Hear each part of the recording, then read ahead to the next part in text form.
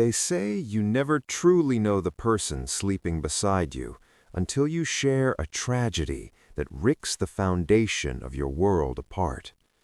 I thought I knew Mark better than I knew my own reflection. We had been married for 6 beautiful, predictable years, a lifetime built on the simple comfort of shared morning coffees, whispered dreams of a future we could almost touch, and a small, sun-drenched house that was finally starting to feel like a permanent sanctuary.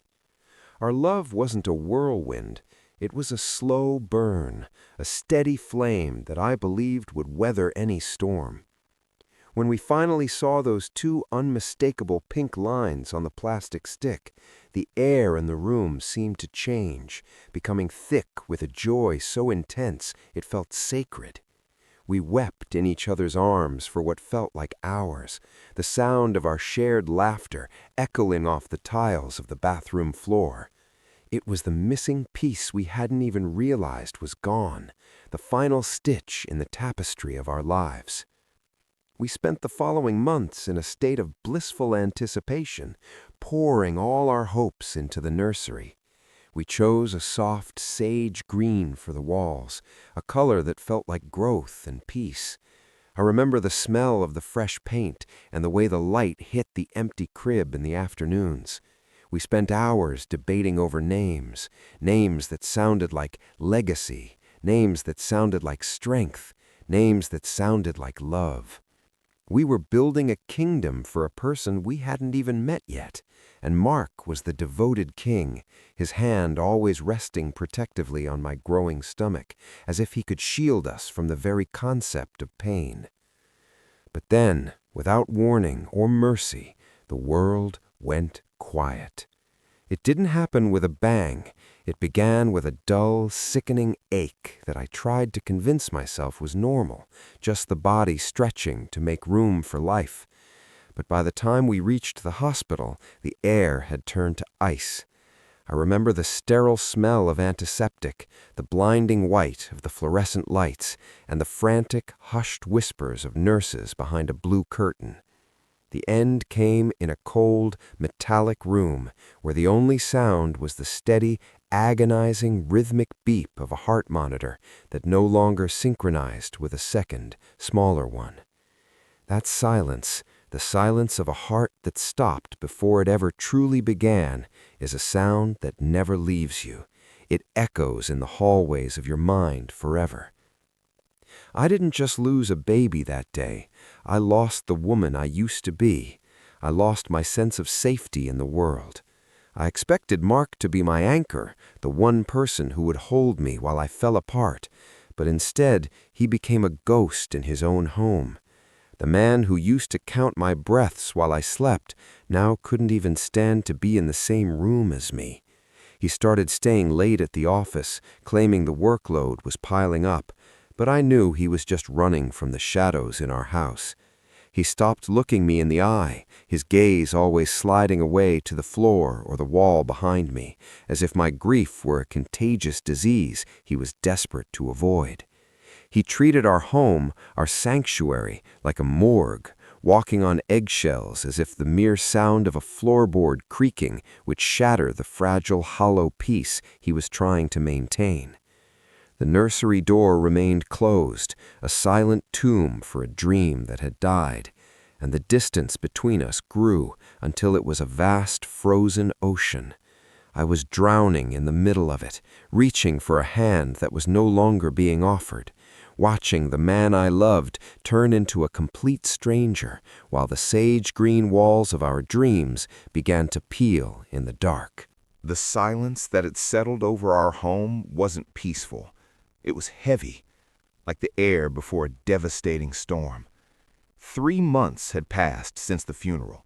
3 months of living like polite strangers in a house that used to echo with laughter.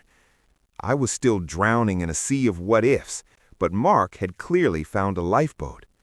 The shattering moment arrived on a Tuesday, a day so ordinary it felt like an insult. Mark sat me down at the mahogany dining table, the very table where we had once spread out baby clothes and shared dreams, and slid a thick manila envelope across the polished wood. I remember how the light caught the grain of the wood, making it look like a scar. I didn't need to open it to know what it was. The word petition was visible through the thin paper. "I can't do this anymore, Elena," he said. His voice was terrifyingly calm, devoid of the warmth that had once been my favorite sound in the world. He didn't look like the man who had held my hand in the delivery room. He looked like a businessman closing a failed deal. "The grief is too heavy," he continued, his eyes finally meeting mine with a coldness that made my skin crawl. "I need a fresh start. I've met someone else who makes me feel light again." The word light felt like a physical blow to my chest, knocking the remaining breath out of me. While I was suffocating under the weight of our shared loss, he was out there seeking lightness. He wasn't just leaving, he was erasing the wreckage of our life as if it were a smudge on a whiteboard. He wanted a divorce, and he wanted it quickly. He assumed I was broken beyond repair, a hollow shell of the woman he once loved, and he saw my silence as a white flag of surrender. In his mind, I was a liability, a tragic reminder of a failure he wanted to forget. Within days, the ghost of this new woman began to haunt the edges of my existence. Her name was Sarah, a 24-year-old assistant from his firm, whose social media was a gallery of sun-drenched beaches and carefree smiles. She was the antithesis of my mourning. Mark didn't even have the decency to be discreet.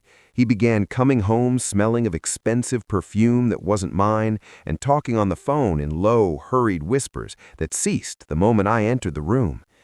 He started telling our mutual friends a carefully crafted narrative that I had become obsessed with the past, that I was unstable and refused to move on, effectively painting me as the villain in his new adventure.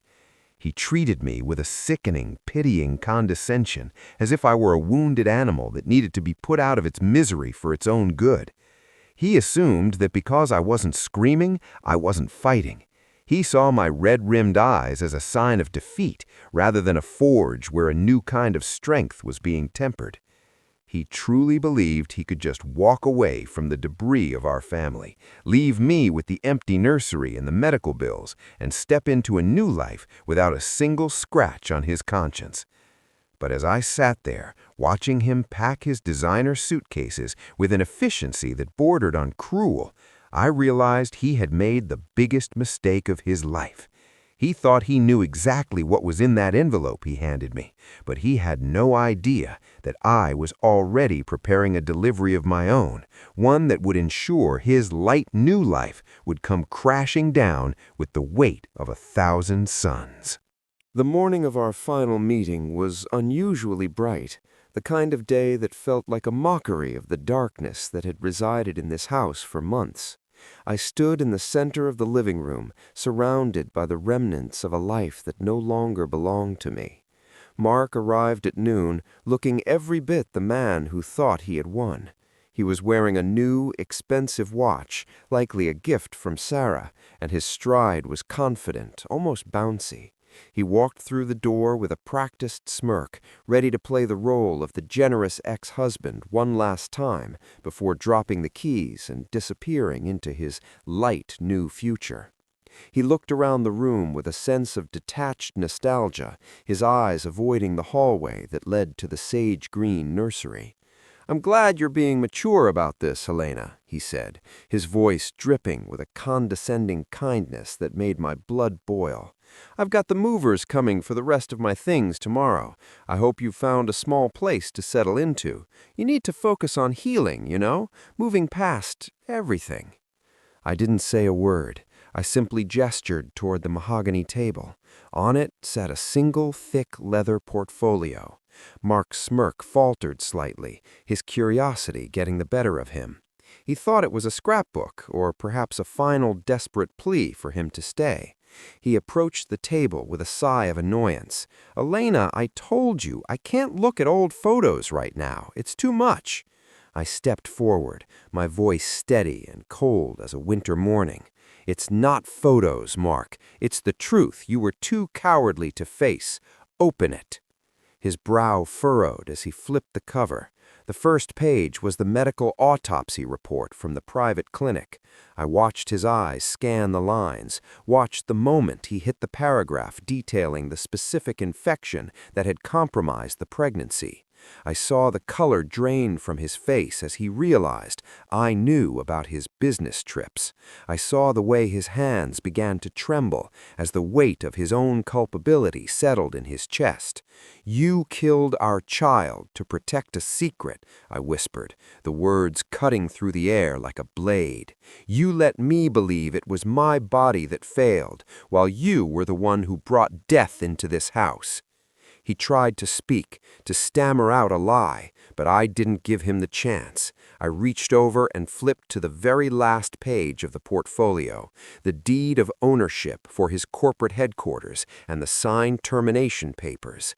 The silence that followed was deafening. He stared at my signature on the board of directors' documents, his mouth hanging open in a silent gasp. He was looking at the end of his career, his reputation, and his lifestyle all at once. "You wanted a fresh start, Mark. You wanted to feel light. Well, now you're as light as a feather because you have nothing left. No job, no house, and no one who will ever believe a word you say again." I watched him crumble, his knees hitting the floor of the home he had been so eager to abandon. The lightness he had chased had finally arrived, but it was the lightness of a vacuum, a total absence of everything he held dear. I didn't feel joy as I watched him weep. I felt a profound, quiet peace. I walked out of that house without looking back, leaving the ghost of the woman I was in the wreckage and stepping into the blinding light of a future he would never be allowed to touch.